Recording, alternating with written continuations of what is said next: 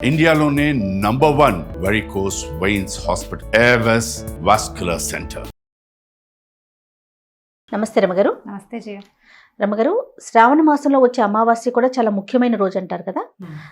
ఈ రోజు ఏమైనా ప్రత్యేకించి మనం పాటించాల్సిన నియమాలు ఏమైనా ఉన్నాయంటారా? పోలాల అమావాస్య అంటారు. అవును. అయితే ప్రత్యేకంగా పోలాల అమావాస్యకి పూజ చేసుకుంటారు. పోలేరమ్మకి పోలాంబ వ్రతం అంటారు. మామూలుగా ఇళ్లలో కొన్ని ఇళ్లలో అలవాటు ఉంటుంది. అలవాటు ప్రకారం పూజ చేసుకునే వాళ్ళు ఉంటారు. పల్లెటూళ్ళల్లో పశువుల పండగ రోజుగా భావిస్తారు. ఎడ్లకి పూజ చేస్తారు. వ్యవసాయానికి పూజ. వ్యవసాయం చేసేది వ్యవసాయానికి ఆధారమైంది నాగలి, దాన్ని పట్టుకుని నడిపేది ఎద్దు. వ్యవసాయం ఉన్నవాళ్ళు ఎడ్లకి పూజ చేస్తారు. వ్యవసాయం లేని వాళ్ళు మట్టితో ఎద్దు బొమ్మను చేసి పూజించే వాళ్ళు ఇదివరకు పల్లెటూళ్ళల్లో.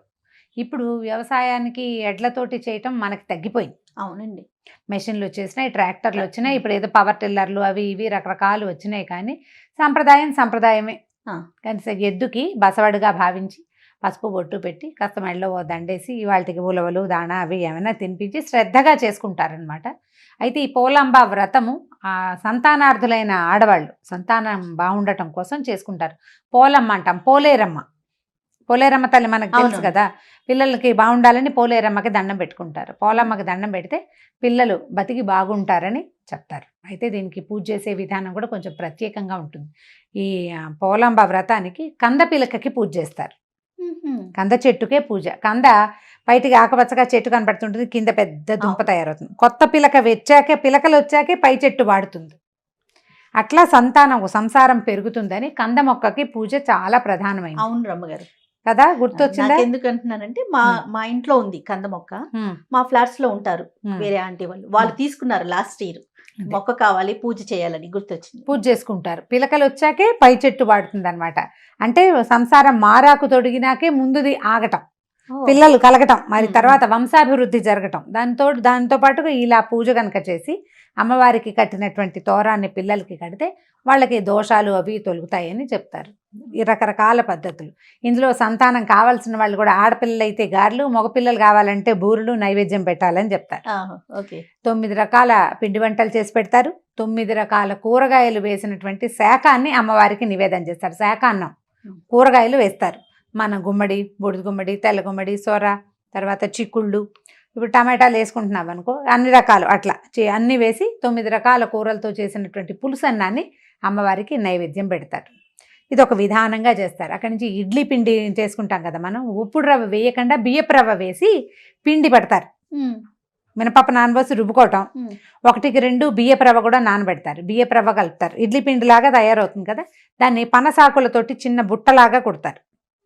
ఆ పనస బుట్టలు నింపుతారనమాట. ఈ పిండితోటి నింపి ఆవిరి మీద ఉడికిస్తారు. కొట్టంగి బుట్టలు అంటారు వాటిని. ఈ బుట్టని వాళ్ళ నివేదన చేస్తారు. పనసాకులు ఒక పోలి ఒక బుట్ట అంటారు. ఒక వెడల్పాటి దాని మీద ఒక ఆవిరి కుడుంలాగా వేస్తారు ఈ పిండితోటి. ఇడ్లీ ప్లేట్లలో పెట్టరు, విడిగా పళ్ళెం మీద పెడతారు, లేదా ఒక గుడ్డ మీద వేసి ఆవిరి వాసన పోలి కడతారు. ఇంత వెడల్ రౌండ్గా ఒకటి, దాని మీద నిలబడేది ఒకటి బుట్ట. పోలి బుట్ట అంటారు. ఆ పోలి బుట్టను కూడా నివేదన చేస్తారు. ఇది ఇప్పుడు చేసే పద్ధతి అనమాట. పోలాల అమావాస్యకి చేయవలసింది ఏంటంటే ఇది వాసన పోలి అంటారు దాన్ని. మనం ఇది ఇడ్లీ పిండిని ఇక బట్ట కట్టికి ఒక గిన్నెలో నీళ్ళు పోసి పైన ఒక తెల్లటి బట్టని వాసనలాగా కట్టి ఆ నీళ్ళ గిన్నెని పొయ్యి మీద పెట్టామనుకో, ఆ పై బట్ట మీద ఇడ్లీ పిండి వేసి మూత కనుక పెడితే చక్కగా ఉడికిపోతుంది ఇడ్లీలాగా ఆవిరి మీద కదా. ఆవిరి కుడుం మనం ఆయకుడు అంటాం కదా.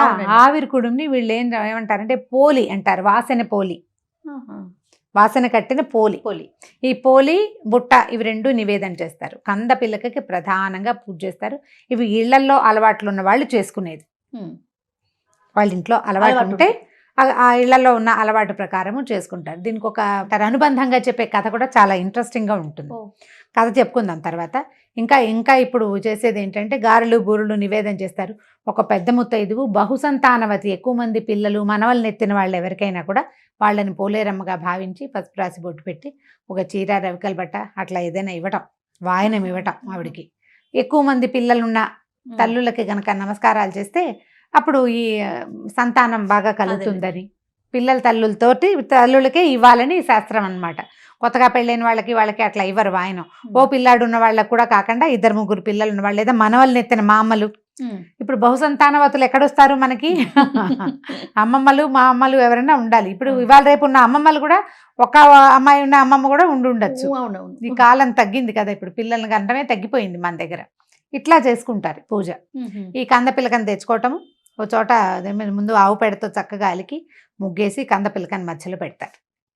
ఆవిడ్ని గౌరీదేవిగా కానీ సంతానలక్ష్మిగా కానీ భావించటం.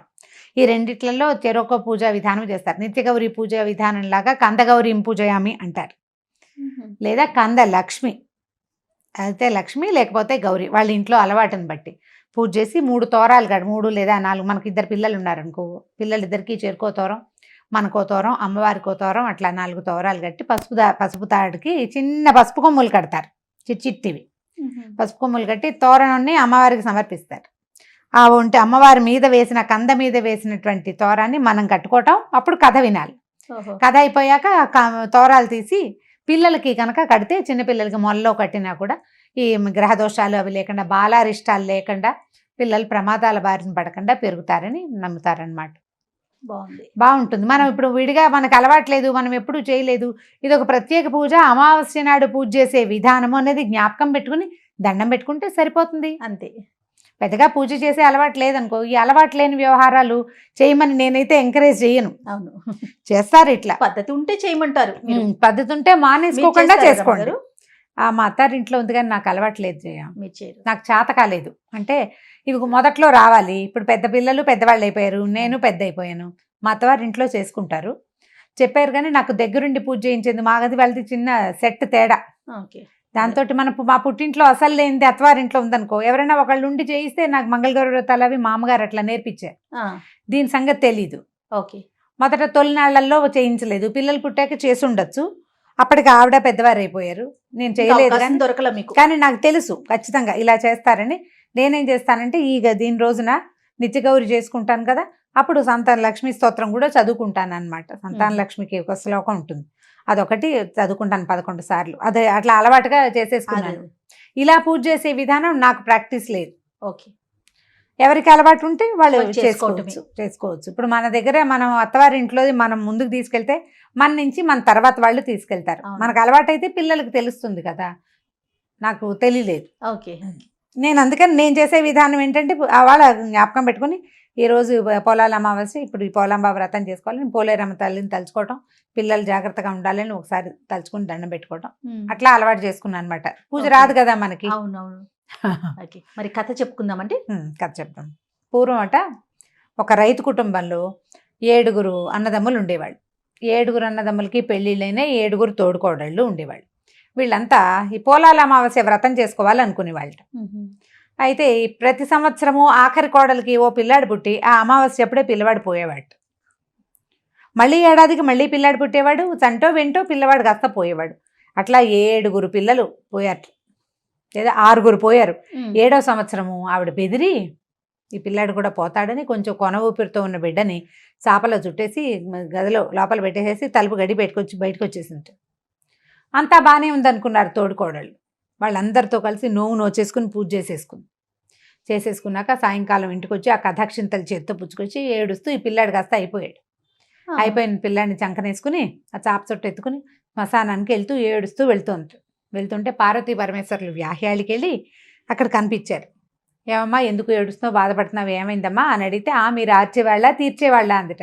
ఆర్చేవాళ్ళము మేమే, తీర్చేవాళ్ళము మేమే, ఏమిటో చెప్పమన్నారు. చెప్పమంటే 6 పిల్లలు పోయారు, ఇదిగో 7వ పిల్లాన్ని బందులో పెట్టడానికి తీసుకెళ్తున్నాను, ఈ పూజకి ఏమో నేనే అడ్డపడుతున్నానని వాళ్ళంతా అన్నారని పూజ కూడా చేశాను, అయినా నాకు ఫలితం దక్కలేదు అని గోలుమని ఏడిస్తే, అంతా మంచి జరుగుతుందిలే, ఆ అక్షింతలేసి పిల్లాన్ని అందరినీ ఎక్కడ పడుకోబెట్టావో అక్కడే పడుకోబెట్టు, నీకు కష్టం తీరుతుందని చెప్పారు.